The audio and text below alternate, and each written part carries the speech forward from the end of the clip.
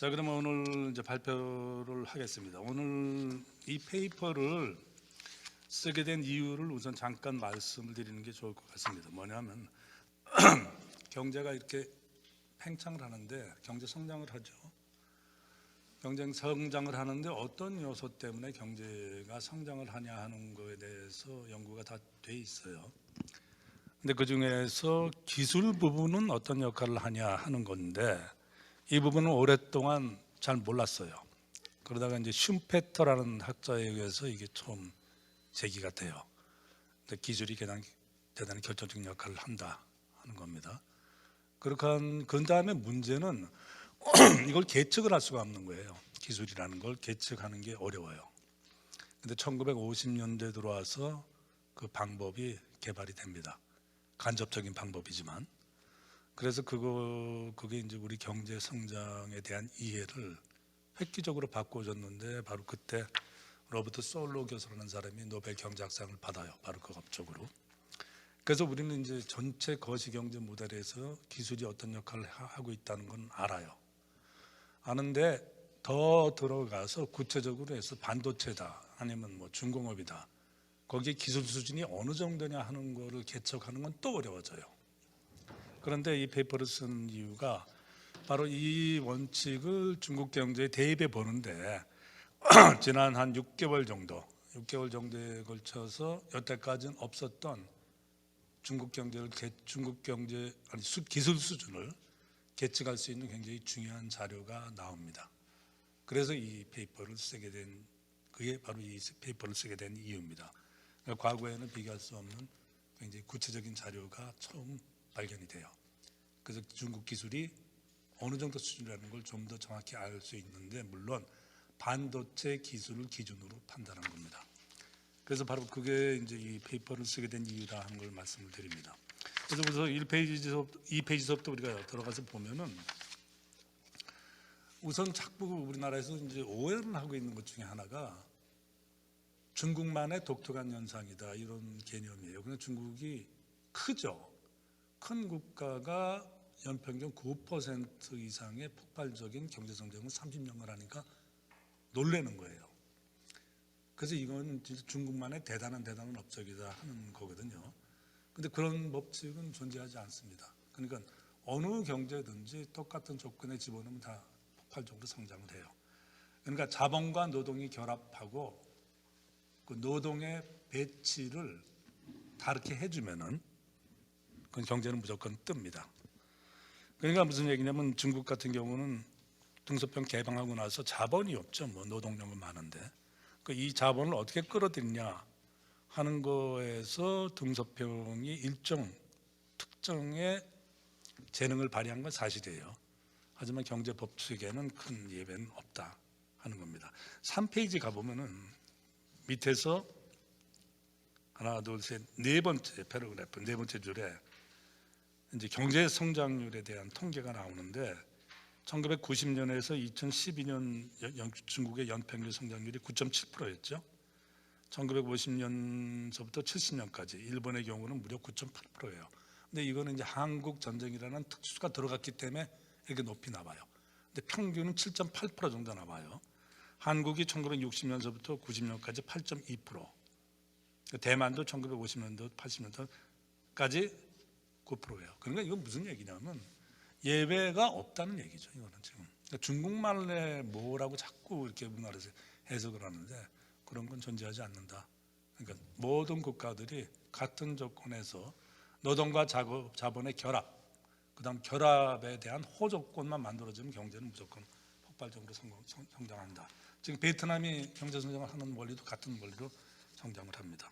그 밑에 이제 말씀을 드려볼게요. 지금 이게 굉장히 특이한 통계인데 소련의 경우요. 스탈린 통치 시절이에요. 그러니까 등소평은 그래도 시장 원리를 갖다 놨죠. 어느 정도. 그렇게 하고 폭발적인 성장이 나왔는데 1928년부터 1940년까지 스탈린 초기 시절이요. 연평균 경제 성장률이 15%입니다. 그러니까 공산주의 국가에서도 고성장은 얼마든지 가능하다 하는 얘기입니다. 그러면 이제 문제는 이렇게 고성장을 해야 한다는 건 뭐냐면은 투입이 있었다는 얘기죠. 투입이 주로 돈, 자본하고 노동력을 투입을 했는데 그것 대비 산출이 그러면 이렇게 계속 일정하게 높게 나올 수 있는가 하는 겁니다. 그런데 그게 역사적으로나 이론적으로 30년 이상은 지속되지 않는다는 것이 현재까지의 경험입니다. 그럼 이건 똑같은 법칙으로 한국, 일본, 대만, 중국 등등이 고성장을 하기 시작한 30년 후에는 성장률이 동일하게 다 떨어집니다. 그게 이제 중국도 예외는 없다 하는 말씀을 드리는 겁니다. 4페이지에 보면은 이건 이제 자본의 한계 효율 저하라는 걸로 우리가 이걸 알 수가 있는데 중국 같은 경우는 2011년까지요. 11년까지는 거의 30년 동안 9% 안팎을 유지를 했어요.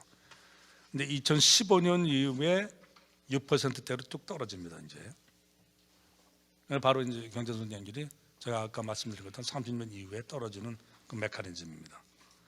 그런데 지금 우리가 중국 GDP에 대해서 여기서 설명을 할까 말까 하다가 그냥 설명을 했는데 일반적으로는 지금 현재 GDP 전체 통계가 20%에서 30% 정도는 인플레 돼 있다고 봐요.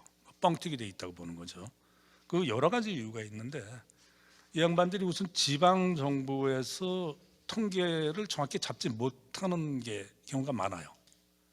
더더욱 자기네 이제 출세를 위해서 각 지방마다 성장률을 높여서 발표를 하고 중앙정부에 보고를 해요. 그러니까 중앙정부는 그걸 수합해가지고 합해서 통계를 내보면은 너무 과도하게 나오는 거예요. 연평균 성장률이 18%, 20% 이런 식으로 나오는 거예요. 그래서 중앙정부도 지방정부 통계를 일단 참고는 하지만 믿지를 않습니다. 그런데 그럼 중앙정부는 무슨 방법을 썼냐? 그건 현재까지 공개되지 않았는데 아무튼 하여간 중앙정부가 어떻게 마사지해서 자기네가 편한 통계를 내는 건 분명해요. 근데 이거창 총리가 옛날에 말실수를 했는지 뭐 했는지 모르겠는데 2007년에 랴오닝성 제1서기 할 때 미국 대사, 당시 주중 미국 대사 클라크 렌트라는 사람이랑 대화를 하다가 자기는 그 중앙정부의 성장률 통계를 믿지는 않는다. 그럼 당신은 뭘 가지고 지금 이 경제를 판단을 하는가? 그랬더니 이제 얘기하는 게 전기 소비량, 철도 운송량, 그리고 은행 대출 규모 이 세 가지를 가지고 나는 평가를 한다. 이렇게 솔직하게 얘기가 나왔어요.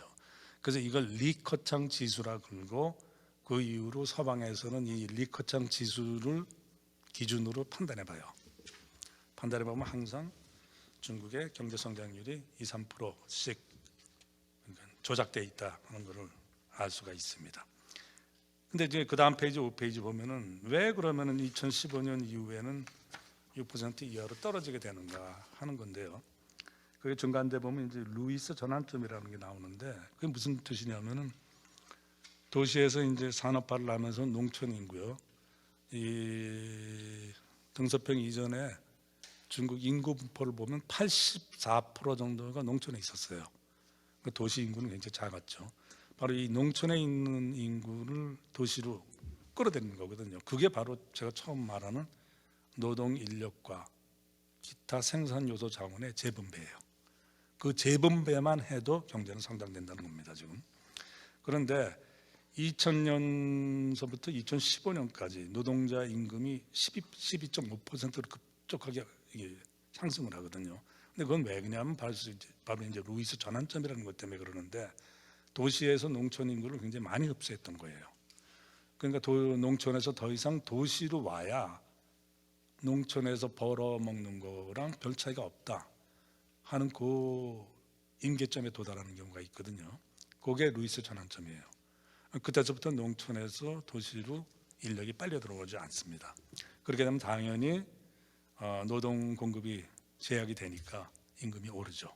그럼 임금이 오르면은 그때서부터 이제 자본의 한계 효율 저하 법칙에 걸리는데 무슨 뜻이냐면은 노동 임금이 쌀 때는 A라는 상품을 100에 팔 수 있었어요. 근데 임금이 10%, 20% 올리면 100에 팔 수가 없잖아요. 120, 130을 로 팔아야 될 거 아니에요, 가격이. 그런데 그건 그러면 일반 소비자가 제품이 똑같은데 그 가격에 산 이유가 없죠. 그럼 플러스 뭐가 들어가야 된다고요. 그 부분을 기술로 봐요, 바로. 그러니까 더 과거보다는 좋은 기술을 도입해서 집어넣어야 130, 140원을 받고 팔 수가 있다, 이 뜻입니다. 그래서 바로 여기서 이제 기술이라는 아주 중요한 요소가 들어가는데, 지금 미국, 중국 같은 경우는 어떻게 되어 있냐면은 자본의 한계 효율 저하 법칙에 걸려요. 걸리는 걸 이제 우리가 어떻게 하냐면은 전체 인풋 자본의 투하량을 우리가 계산할 수 있거든요. 자본의 투하량을 계산하고 그 대비 아웃풋, 그러니까 쉽게 얘기하면 투자 대비 GDP 성장률이에요. 그러니까 투자를 과거보다는 2배 했는데 GDP도 과거보다 2배 성장을 했는가 하는 통계 자료를 가지고 우리가 이거를 이제 알 수가 있거든요. 그런데 실제로 보면은 2008년 이전에는 100을 투자를 했을 때 90 이상의 아웃풋이 나왔어요. 그러니까 이때는 투자 효율이 굉장히 좋다는 얘기죠. 그러니까 자본만 있으면 경제 성장하는 데는 문제가 없어집니다. 그런데 2008년 이후에 이 효율이 떨어져요. 떨어져서 2020년, 그러니까 2020년서부터는 100을 투자했을 때 아웃풋이 4분의 1밖에 나오지 않습니다. 그러니까 이제 자본의 효율이 굉장히 빠른 속도로 떨어졌다 하는 것을 알 수가 있죠.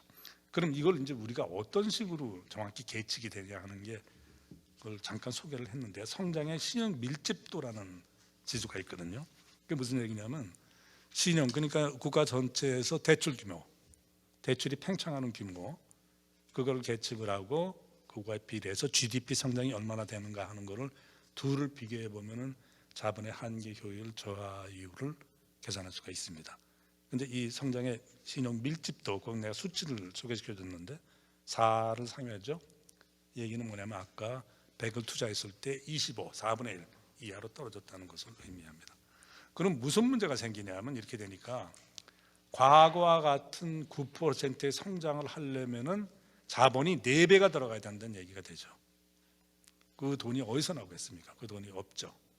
그러니까 이거는 단순히 계산해서 과거의 반, 그러니까 4.5% 내외의 성장을 위해서도 자본이 과거보다는 2배가 투자가 돼야 된다, 이런 결론이 나오죠. 그러니까 그 자본을 동원할 수 있는 만큼 경제 성장률이 떨어진다는 거죠. 바로 이게 중국 경제 성장률이 떨어지는 메커니즘입니다. 그런데 돈은 없으니까 계속 대출을 늘리죠. 그래서 거기 6페이지 끝부분에 제가 썼죠. 2006년에 중국의 총 부채 규모가 120%밖에 안 됐어요. 그런데 불과 10년 사이에 2017년에 300%가 넘어요. 그러니까 자본을 2배 뻥튀기 해서 대출을 해서 해줬다는 얘기죠. 바로 그래서 이 정도로 돈이 들어갔기 때문에 그나마 경제 성장률이 5%대로는 유지되는 겁니다, 지금. 근데 이제 문제는 중국 기업 부채가 이제 기하급수적으로 늘어난다는 거죠. 그러니까 이게 얼마나 비정상이냐면 2018년 GDP 대비 170%를 이미 넘어요. 기업 부채만. 근데 이거는 굉장히 그 기업 부채가 많은 나라가 싱가포르거든요. 그러니까 싱가포르의 71%, 인도의 48%를 2배 이상 상회하는 아주 높은 수준입니다. 그러니까 지금 현재 앞으로는 기업의 대출을 밀어줘서 투자를 유도하는 그런 정책은 쓸 수 없다는 얘기죠. 더 이상 부채 규모가 너무 많아가지고. 그래서 이제 바로 이렇게 부채를 밀어줘서 경제 성장을 유지하다가 주저앉은 게 바로 우리나라죠. 우리나라 IMF 사태가 바로 이와 같은 조건에서 벌어졌다, 이렇게 생각하시면 됩니다. 7페이지 넘어가시면은, 그러면은 이와 같은 거는 이제 금융 차원에서 돈이 얼만큼 들어가서 아웃풋이 얼마큼 나오냐, 거기에 대한 논의죠. 근데 실제로 기술 측면으로 들어와도 설명이 돼요. 그걸 우리가 수학 체감의 법칙이라 그러는데, 이게 무슨 얘기냐면, 기존에 이제 땅이 있죠. 땅이 있는데 소로 계속 이걸 갈아요. 그러니까 소가 한 마리도 좀 부족하니까 2마리를 갖다 집어넣어요. 그 2마리 부족하니까 3마리를 집어넣어요. 이랬을 때 1마리, 2마리, 3마리, 매 마리마다 2배씩 늘어날 되지 않겠습니까 이게? 근데 2배씩 안 늘어난다는 거예요 이게. 그게 수학 체계의 법칙이에요. 그러니까 기본의 생산 프레임을 그대로 가지고는 계속 거기에 소를 계속 집어넣어야 소의 배수만큼 생산량이 늘어가지 않는다는 법칙입니다. 그럼 이럴 때는 어떻게 해야 돼요? 기존에 소 대신 트랙터를 써야겠죠. 그 트랙터를 쓰니까 이제 노동 생산성이 엄청나게 올라가죠. 옛날에 농부 한 사람 소 한 마리 가지고 뭐 100kg 생산했으면 똑같은 거기에서 한 사람 트랙터가 들어가니까 500kg이 나오더라. 이런 식으로 파격적으로 생산량이 늘어나죠. 바로 이게 의미하는 것은 기존의 생산 프레임을 바꿔야 된다는 거죠. 그게 바로 기술 혁신입니다. 이 기술 혁신을 통해서만 그것이 가능하다.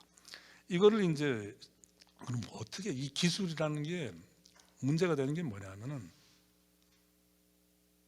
딱 손에 잡히질 않잖아요. 무슨 기술이다 하면 그 안에 뭐 여러 가지 뭐 트랙터다 하면 뭐 그 부품이 뭐 3만 개 이렇게 되는데 그럼 매일 그게 다 기술이냐 뭐냐 이걸 확정하기가 힘들어요. 그 다음에 계측하기가 어려워요. 근데 이제 천재적인 발상이 이제 남았는데 전체 아웃풋은 우리가 알죠. 작년에 비해서 얼마큼 늘어났는지를 우리가 안다고요. 그러면은 여기에 투입된 생산 요소는 계산해 볼 수가 있어요. 노동이 얼마나 들어갔는지, 자본이 얼마나 들어갔는지, 토지가 얼마나 들어갔는지는 계측이 돼요. 이걸 계측한 결과를 최종 아웃풋하고 비교를 해요. 그래서 그 차이를 기술의 기여도다 이렇게 간접적으로 추론을 하는 겁니다. 그걸 우리가 총요소 생산성이라고 그래요. Total Factor Productivity. 바로 이 개념을 가지고 미국의 경제 성장률 50년치를 계산해서 기술의 요소가 어떤 식으로 반영되는 걸 세계 최초로 밝힌 사람이 로버트 솔로우 교수입니다. MIT 대학에. 이 양반이 1956년, 57년에 두 논문을 쓰는데 이 사람의 연구 결과를 보면 놀라워요. 20세기 전반, 그러니까 1900년서부터 1950년까지입니다. 그때 미국의 경제 성장 요소를 비교해 봤더니 연구해 봤더니 그 중에서 8분의 7, 약 85%는 기술이 뒷받침된 성장이었다. 이런 놀라운 결과가 나옵니다. 이 얘기는 무슨 얘기냐면 끊임없이 기술 개발이 있기 전에는 이렇게 안정적이고 장기적인 성장이 불가능하다는 걸 세계 최초로 밝힌 겁니다. 자, 그럼 이제 중국으로 들어와서 중국은 지금 기술 수준이 어떤가 이제 우리가 이걸 알아봐야겠죠. 그래서 이 기술 수준을 보아서 지금 우리가 갖고 있는 경제 이런 프레임에 집어넣어 보면은 대충 이게 어떻게 돌아가는 걸 알 겁니다. 일단은 이 개발도상국들의 공통된 특징은 새로운 기술을 만들 필요는 없죠. 뭐 선진국들이 기본 기술을 다 만들어 놨으니까 그걸 갖다 쓰면 되죠. 근데 그걸 빌려 쓰든가 도입을 하든가 등등 여러 가지 방법으로 그 기술을 사용하면 되죠. 그런데 중국 같은 경우 2008년 이후에 과거에 쓰던 단순 기술 가지고는 안 돼요. 그게 아까 제가 말하는 수학 체감의 자본의 한계율 저하 그 시점과 정확히 일치하게 되는데 그때부터 더 고급 기술을 갖고 와야 되는데 고급 기술을 선진국들이 안 주는 거예요. 그때부터. 그렇지 않으면 도입 그 방식이 너무 까다롭든가 아니면 도입 단가가 너무 세든가 이럴 경우에는 경제에 심한 부담을 줍니다. 그래서 2018년 중간에 있죠. 그 페이지. 시진핑조차도 이 주석조차도 이게 얼마나 심각한 문제라는 것을 인지했어요. 그래서 지금 중국 공정원 합동연례회의에서 여기가 이제 중국 기술자들이 모아놓고 한 거죠. 기술자 3,000명인가 모아놓고 하여간 이 회의를 했다고 하더라고요. 그러니까 보세요. 현실이 입증했듯이 핵심 기술은 마음대로 받을 수도 없고 우리가 달라 그래서 주지 않는다는 거죠. 살 수도 없고 아니 그러면 가격을 지불하면 사겠다는데도 못 산다는 거예요. 그렇다고 매일 가서 문 앞에 가서 구걸할 수도 없다. 핵심 기술을 자신의 손에 넣어야만 국가 경제와 국방 안전, 국가의 안전을 근본적으로 보장할 수 있다. 관건 핵심 기술이 자주화를 실현하고 혁신과 발전의 주도권을 쥐기 위해 노력해달라. 그러니까 여러분 과학자하고 기술자들이 이 노력을 안 하면 중국 경제는 심각한 문제 이미 부닥쳤다. 하는 것을 인정을 했죠. 그 밑에 보면 2011년 3월에 개최된 양회, 전국인민대표대회하고 전국인민정치협상회의죠. 이 두 군데에서는 좀 더 솔직한 얘기가 나와요. 중요하게도 두 손으로 목을 조른다, 치아보드라는 용어가 나와요. 이게 무슨 얘기냐면 자체 기술력이 부족하고, 그러니까 문제가 되죠. 자체 기술이 부족하니까 기술 개발은 못하고, 그렇다고 해외에서 기술을 도입하려니까 안 주고, 의존도가 너무 높아지고, 이게 두 손으로 중국 경제 목을 조르고 있는 상황이다. 이걸 극복을 못하면 안 된다. 그러니까 이걸 보면은 정치권에서도 일단은 기술 문제가 얼마나 심각한 문제라는 거를 인식하고 있다는 거죠. 그래서 10페이지 보면 이제 그러면 중국이 무슨 노력을 하는가, 이와 같은 심각한 문제를 인식을 했으니까 무슨 노력을 하는 게 아니라 가만히 있을 수가 없죠. 그래서 제일 위에 보면 2015년에 중국 제조 2025라는 대단히 야심찬 계획을 내놔요. 이 보면은 우선 제조업에서 제조업의 기술력 자체도 너무 중국이 떨어져 있기 때문에 지금 여기 밑에 한번 보죠. 중국의 1인당 제조업 부가가치가 독일이 5분의 1, 미국의 3분의 1에 불과해요. 그러니까 이게 기술력이 이제 열세이기 때문에 이 부가가치율이 작아지는 거죠. 그래서 이제 중국의 그 목표는 2015년에 이제 중국 제조 2025를 발표했죠. 그러니까 2025년, 올해가 2022년이니까 내년 후년 3년 후까지죠. 2025년까지 독일 혹은 일본 제조업 수준의 선진 대회를 일단 합류를 한다. 그다음 2035년에는 이 두 국가를 추월하고 2045년에 되면은 세계 최강 미국의 제조업 수준과 동등한 반열에 오른다. 이게 원대한 계획이었어요. 그래서 이거를 구체화시키기 위해서 10대 전략 산업이 선출이 됐고, 이분의 중심 기술 및 기초 소재 국산화율을 2020년에 40%, 그리고 2025년에 70%로 끌어올린다, 이런 계획이 나왔어요. 그러니까 모든 그 제조업의 기술이 들어가는 부품들이 있지 않습니까? 그 중에서 70%는 자금률을 달성해야 된다. 중국 기술력으로 그걸 다 만들어내야 된다. 2025년까지. 그럼 언제예요? 내년 후년 3년 후인데 이게 상식적으로 봐도 말이 안 되죠, 그죠? 앞으로 3년 남았는데 그걸 어떻게 70%까지 올립니다. 그 다음에 이제 이게 근본적으로 중국이 문제가 되는 거는, 중국 사람들이 여태까지 이제 이렇게 살았기 때문에 국가가 이런 걸 기획해서 밀어제치면 되는 줄 알아요. 이 국가의 가장 큰 문제가. 지금 우리나라도 뭐 걸핏하면 그 우리나라도 옛날에 개발도상국 시절을 지내서 국가가 적극 나서서 적극 장려해서 육성해야 된다. 국가가 육성하는 기술이라는 건 존재하지 않아요. 그런 거는 선진국에서 국가가 육성한 기술이라는 건 존재할 수도 없고 존재하지도 않아요, 원래. 근데 이 양반은 그렇게 생각하면 된다고 생각해요. 그 기본적으로 국가 중심 공산주의 체제이기 때문에 그게 된다고 생각을 한다고요, 지금. 근데 그거는 현재까지 이제 그 입증된 바가 없고, 조금 이따 이제 설명하면 이제 일본이나 미국 예를 제가 한번 들어드리겠습니다. 그러니까 이제 지금 현재 이게 이 과학 그럼 기술이, 새로운 기술이 발전하려면 어떻게 해야 되냐 하는 건데, 11페이지 3번 밑에 제가 일부 설명을 드렸어요. 일단은 과학적인 탐구가 이루어져야 돼요. 그러니까 기초 과학이 없이는 새로운 기술이 나올 수도 없어요. 근데 이거는 사실상 한국도 심각한 문제로 부담을 지고 있는 건데, 중국은 더 말할 것도 없죠. 그 밑에 지금 이 양반들 오늘 주제가 반도체죠. 반도체 기술이 이제 맨 마지막에 나오는데, 반도체의 초기 원형이 트랜지스터입니다.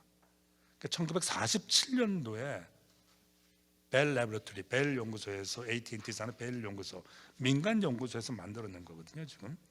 그런데 이 트랜지스터가 만들어진 배경이 당시까지 퀀텀 피직스라는 게 있어요. 그러니까 물리학에서 양자역학 이론이 나왔기 때문에 이게 가능해요. 그 양자역학 이론이 1890년부터 시작되죠. 그럼 물론 60년간 쌓인 물리학 이론을 바탕으로 만든 거거든요, 지금. 그러니까 이때서부터 미국이, 이게 이제 나중에 IC 회로로 발전하고 나중에 마이크로칩 반도체로 발전해서 오늘날까지 보는데, 이 트랜지스터를 발견한 거 이거 딱 하나로 지금 현재까지 미국이 전 세계 시장의 55% 60%를 도미네이트하고 있는 겁니다. 그리고 지금 미국이 만드는 시스템 반도체라는 게 있거든요. 그건 다른 세계 어느 국가도 못 만들어요 지금. 그러니까 우리나라 삼성전자도 못 만들어요. 시스템 반도체는 메모리 반도체를 만드는 거지. 그러니까 이게 기초과학과 기초과학을 바탕으로 한 원천 기술이 개발됐을 때 그 위력이 얼마나 대단하다는 걸 지금 보여주고 있죠. 지금 알리바바로 마잉 회장이 있잖아요. 그 양반이 하여간 중국 사람으로서는 굉장히 사고가 깨인 사람은 분명해요. 그러니까 자꾸 이러니까 이제 정부랑 충돌하고 싸우는데 여기서 이제 그 양반 얘기를 보세요. 자꾸 중국 거기에서 아니 왜 우리 기술 개발 못하냐, 너 뭐 알리바바는 뭐 하고 있냐 이런 식으로 자꾸 뭐라 되니까 이 양반이 인터뷰에서 솔직히 얘기를 했는데 중국의 혁신이라는 게 전부 다 응용상의 혁신이지 기초 과학이나 기초 기술 같은 밑바닥 분야의 혁신이 없습니다. 기초는 연산 능력, 즉 반도체 칩입니다. 우리가 만드는 거. 겉으로 나와 있는 이 기계가 아니라는 거예요. 안에 들어가는 반도체 칩에 의해서 이게 모두 움직이는데 그런 걸 우리가 만든 적이 있냐 이 얘기예요. 그게 없는데 무슨 뭘 가지고 지금 자꾸 기술 개발을 하겠다는 거냐 이런 식으로 혹독하게 얘기해서 이제 한번 중국 정부랑 대판 싸운 적이 있죠. 12페이지 가시면은 이런 게 이제 미국이랑 중국 또 우리나라도 마찬가지죠. 이게 좀 차이가 나는 게 2020년 기준으로 이제 총 연구비는 중국도 많이 써요. 총 연구비에서 그러면 기초 과학 연구비가 몇 퍼센트냐 했을 때 미국 보세요. 무려 19%, 20%가 기초 과학 연구로 들어가요. 중국은 5%에 불과하다고요. 그러니까 이거는 기본적으로 기존의 기초 과학이 워낙 딸리는 데다가 이 정도 갭이 나오면 미국과는 계속 벌어진다는 얘기죠. 기초과학 수준이. 이 기초과학 수준이 벌어지는 한은 아까 시진핑 주석이 얘기한 독자 기술의 개발은 불가능하다 하는 걸 알 수 있습니다. 그 다음에 우리나라에서 이제 이런 게 잘못 알려져 있는 건데 그 밑에요. 중국이 세계 1위의 특허 등록 국가다. 맞죠? 130만 개를 등록하니까 2017년 기준으로 전 세계의 40%예요. 그러니까 이런 게 이제 우리나라 언론에 자꾸 호도가 되는 건데 드디어 특허에서도 세계 1위가 됐다. 아니 특허가 특허 나름이지. 예를 들어서 이게 주전자가 있으면 주전자 여기 주둥아리 이렇게만 이게 다 변형만 시켜도 특허는 나와요. 그거 다 특허지 뭐예요 지금. 그럼 그런 특허가 10,000개가 있으면 뭐 하겠습니까? 그런 특허 아무 의미가 없죠. 원천 기술에 관한 특허가 중요하죠. 그래서 지금 현재 이 정도 통계로도 알 수 있는데 미국, 일본, EU에 등록된 특허를 우리가 3급 특허라 그래요. 그 기준으로 보면 일본이 역시 센 게 31%가 일본이고 미국이 25.4%고 중국은 6.9%에 불과하다. 있긴 있는데 상당히 여세다 하는 걸 우리가 알 수 있습니다. 그러니까 현재까지 기술 개발, 기본적인 과학과 다른 혁신적인 기술 개발은 거의 없는 상태다 하는 걸 알 수 있습니다. 그 다음에 이제 굉장히 중요한 얘기가 나오는데 중국 내에 이 양반이 이제 가장 뛰어난 경제학자예요. 우징리엔 박사라고 있어요. 그러니까 제일 쓴소리를 많이 하는데 약간 중국 정부가 이 양반에 대해서는 제재를 가하지 못하더라고요.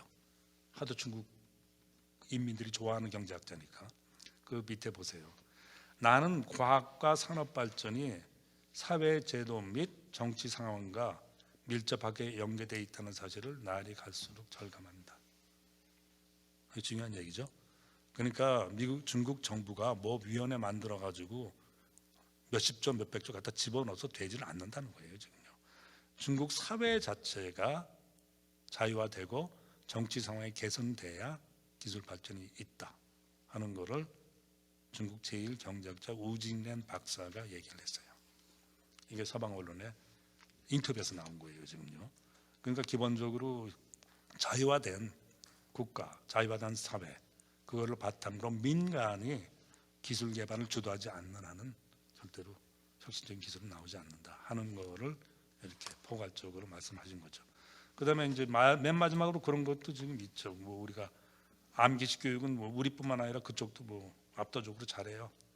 그러니까 문제 푸는 기술하고 암기식 교육을 계속 시키는데 뭐 기술 개발이 나올 수가 없죠. 그러니까 이거는 단순히 뭐 투자가 없어서 기술 개발이 안 된다 이런 개념을 훨씬 뛰어넘는 근본적인 정치, 경제, 사회적인 문제를 안고 있다 하는 걸 알 수 있습니다. 맨 마지막으로 이제 반도체 기술에 대해서 얘기를 하는데, 왜 이제 반도체 기술이 샘플로 여기 잡혔냐면은 여러 가지 다른 기술이 있지만 아까 앞에서도 마윈 회장 이런 사람 다 얘기했지만 중국이 제일 갖고 싶어하는 기술이 반도체죠. 이 반도체가 없으면 안 되는데 그거를 규모를 한번 보죠. 중국이 왜 이렇게 반도체에 열망을 하는가? 제일 윗줄 보면은 2011년에 반도체 수입 규모를 보세요. 3,700억 달러를 수입을 했어요. 경제극만 물론 크지만 아니 한 아이템은 3,700억 불을 수입을 한다. 그러니까 돈 벌어서 다 여기다 쓰는 거예요 지금요. 그러니까 저렇게 그 반도체 기술에 대해서 열망을 안 할 수가 없죠. 2014년까지는 중국 최대의 단일 수입 품목이 원유였어요 원래는. 근데 그 이후로 경제가 팽창하고 전자산업이 발달하면서 반도체 수요가 이렇게 늘어난 거죠 지금. 그런데 지금 문제는 이게 기술력이 있는가 하는 건데요. 이게 이제 우리나라 언론이나 이런 데서 아무 비판 없이 그냥 막 인용되는 게 바로 이 수치예요. 중국 정부의 공식 발표로는 2020년 중간쯤입니다. 2020년 중국의 반도체 자금률이 15.9%, 6%, 16%였다고 발표를 해요. 그럼 뭐가 근거죠 이게? 그러니까 이거는 중국 내에서 생산되는 반도체가 수입되는 반도체 이걸 다 합했을 때 중국 내에서 생산되는 반도체의 비율이란 뜻이에요 이게. 그럼 중국 내에서 반도체가 어떻게 생산됩니까? 그러니까 삼성전자, SK 하이닉스 이런 회사들이 대만 회사들이 중국 내에서 공장 지어가지고 만든 반도체잖아요. 그럼 양쪽으로 그렇게 계산된다는 거지 그게 기술 자립도랑은 상관이 있나요? 없죠 지금 전혀. 그러니까 이런 걸 모두 제하고 순수 중국 업체만이 생산한 반도체의 비율은 얼마냐? 그 여기 나와 있지만 5.8%밖에 안 돼요. 중국 전체 소비되는 반도체 5.8%만이 중국 기업이 생산한 거예요. 그럼 중국 기업이 생산하는 거 반도체가 순수 기술이냐, 아니면 라이선스가냐, 아니면 로열티를 주는 수입 기술이냐? 그건 또 따져봐야 돼요. 대만의 이제 반도체 전문가들은 그런 식으로 따지면 거의 0%로 봐요. 자금률이 거의 없는 걸로 지금 봅니다. 지금 밑에 한번 통계를 볼게요. 13페이지. 그러니까 이런 게 중요한 게 2019년 세계 반도체 시장, 반도체가 둘로 나눠집니다. 하나는 시스템 반도체고 또 하나는 메모리 반도체예요. 이 시스템 반도체가 생각하는 반도체예요. 그러니까 여기 CPU 이런 게 CPU, 퀄컴 칩 이런 게 전부 다 이 생각하는 반도체예요. 이것까지 다 합한 전 세계의 반도체 생산 시장입니다. 미국이 세계 반도체 시장 점유율은 55%예요. 그다음에 더욱 중요한 거는 시스템 반도체의 90%를 점령하고 있다는 겁니다. 그러니까 거의 독점적이에요. 제가 아까 말씀드린 것처럼 트랜지스터 발견에 대한 원천 기술을 갖고 있는 국가이기 때문에 지금 생각하는 반도체는 한국, 일본, 유럽 어디도 못 만들어요. 아예 만들 수가 없어요. 몽땅 다 수입했어요. 우리도. 다음이 한국인데 21%. 이거는 한국이 SK 하이닉스하고 삼성전자가 메모리 반도체 시장이 전 세계 시장의 약 48% 정도 되는데 거기에 반을 석권하고 있어요. 우리나라가. 그래서 이렇게 높은 수치가 나오는 거예요 지금. 그리고 이제 유럽, 대만, 일본 등등이 대충 7%, 5% 정도를 보여줘요. 그럼 중국이 차지하는 비율이 사실상 없다는 걸 알 수가 있죠. 그런데 이런 통계가 있는데 지금 우리나라 산업계나 이런 데서 걔네 반도체 기술 수준이 어느 정도예요 하고 물어보는 수밖에 없잖아요. 삼성전자니 뭐 SK하는지 참 추상적인 얘기가 나오는데 지금 한 2.4년 뒤진 걸로 알려져 있는데요. 우리는 미국에 대해서 우리가 미국 격차가 한 4년 되죠. 이런 식의 답변이 나온다고요. 그럼 4년 후면 우리가 시스템 반도체를 만들 수 있다는 얘기입니까? 이런 황당한 이제 앤서가 나온다고. 이걸 기초로 중국 턱 밑까지 쫓아왔다. 분발해야. 맨날 신문이 그 모양이야.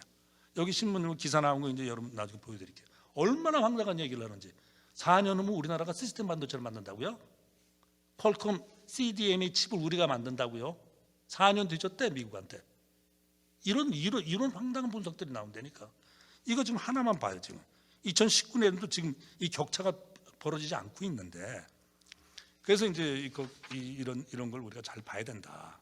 그다음 14페이지 들어가서 이제 CG핀, 그다음에 양회 이런 데에서도 이제 기술 개발에 대해서 강도 있게 얘기했던 이유는 이 트럼프 행정부가 들어오면서부터 이제 중국의 목줄을 죄기 시작하네요. 특히 반도체 기술이 약하다는 걸 알고 거기에 집중적으로 제재를 가해요. 그래서 2018년 4월에 GT 중흥통신이라는 그 큰 기업이 있어요. 그게 이제 미국과의 거래를 끊어버렸어요, 아예. 그러니까 GT는 미국으로부터 반도체 수입을 못합니다. 같은 해 10월 푸젠 진화에 대해서도 미국 기업은 부품을 수출할 수 없다는 게 나와요. 그러니까 반도체를 또 수입 못하는 거예요. 가장 큰 건 2020년 5월 화웨이에 대한 제재죠. 그건 이 제재는 이제 미국뿐만 아니라 한국이나 일본도 화웨이에 뭘 수출하려면은 미국의 신고를 허락을 받아라. 거기 미국 기술이 들어가 있다면, 미국 기술이 안 들어간 반도체가 어디 있어요? 기계가 다 미제인데. 그러니까 무조건 상무성의 수출 허락을 받아라. 뭐 수출 못하는 거죠, 뭐 이거. 그러니까 이런 식으로 좁혀 들어오니까 이제 반도체에 대해서 그렇게 위기감을 느끼는 겁니다. 그래서 이제 중국도 대항을 했는데 2014년 6월에요. 반도체 산업 발전 추진 요강이라는 걸 발표를 해요. 처음으로. 그러니까 반도체만은 별도로 연구를 해서 우리가 돈을 별도로 투자를 해서라도 이건 꼭 극복을 하자. 그래서 이 요강에서 나온 게 아까랑 비슷해요. 중국 제조 2025랑 비슷한 목표치가 나오는데 2020년까지 반도체 자금률을 40%까지 끌어올리고, 그러니까 지금 2020년이니까 이미 지났죠.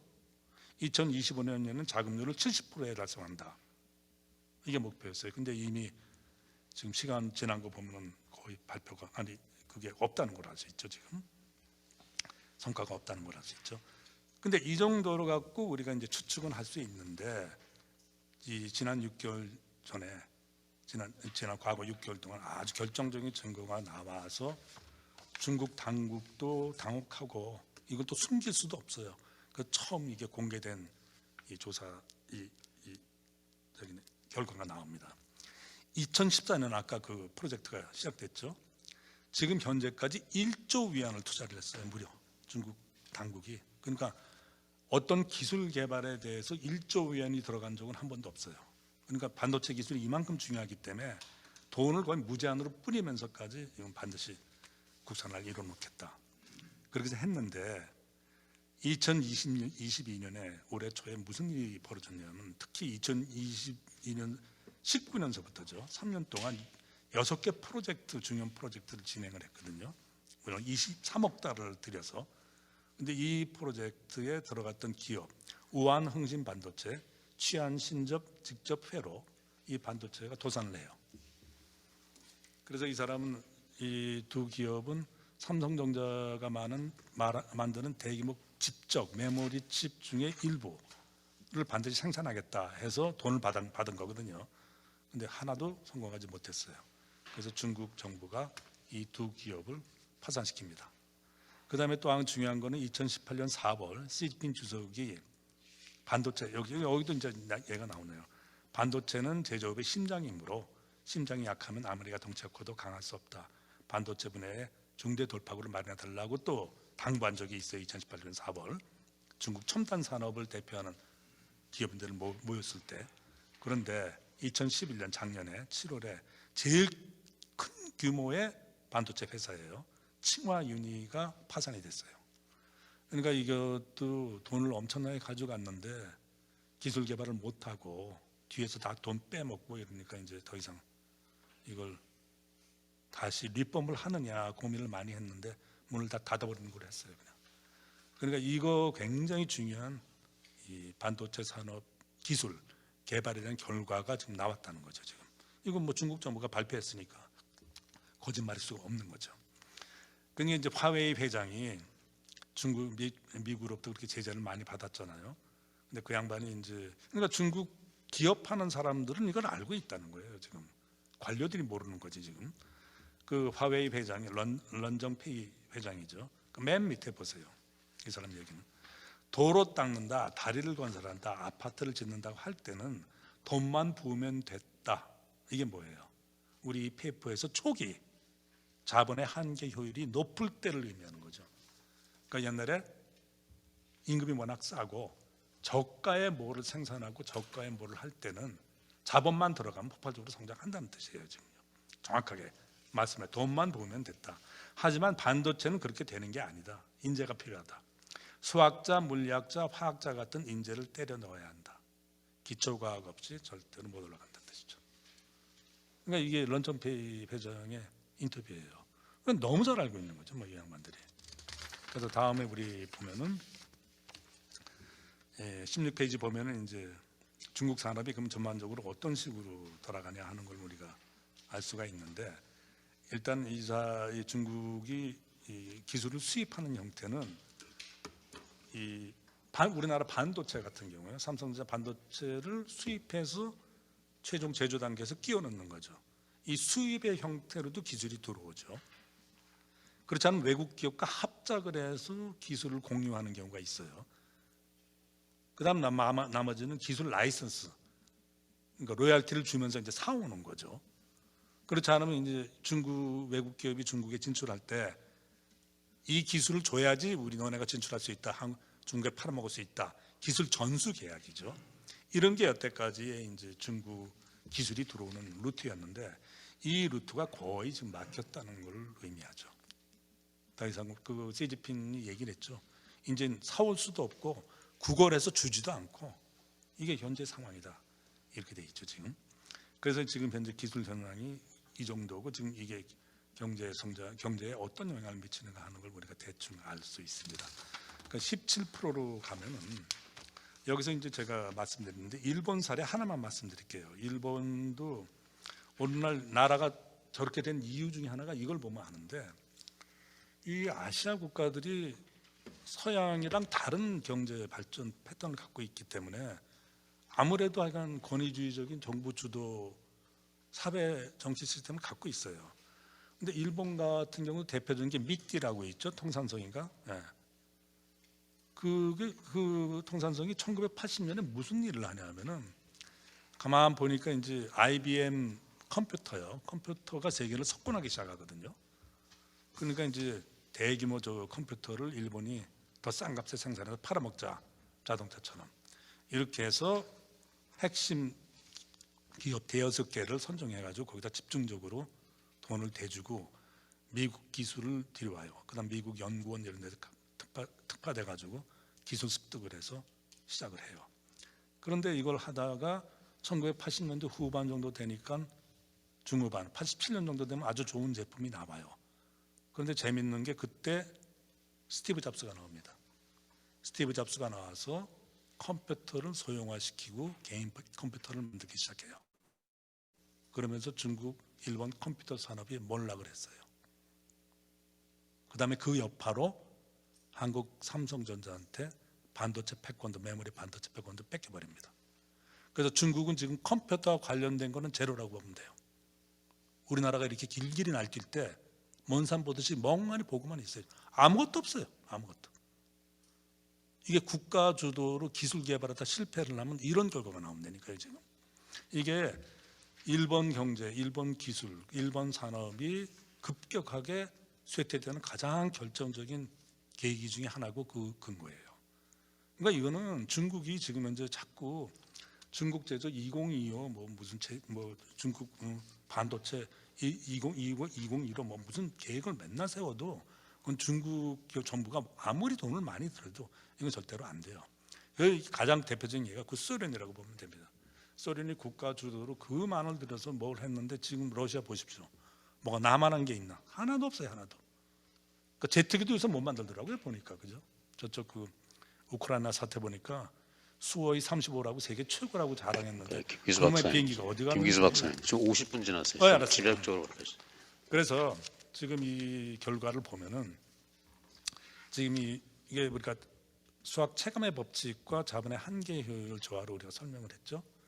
그런데 기술 현황은 지금 이렇게 돼 있어요. 그러니까 기술 돌파하고는 지금 없어 보입니다. 그럼 이럴 때는 경제 성장률은 계속 떨어집니다. 그래서 조만간 지금 현재 올해 같은 경우 자기네 5% 내외 성장을 얘기를 했는데 그거는 좀 마사지를 한 것 같고 2, 3% 정도밖에 안 될 겁니다. 경제 성장률이.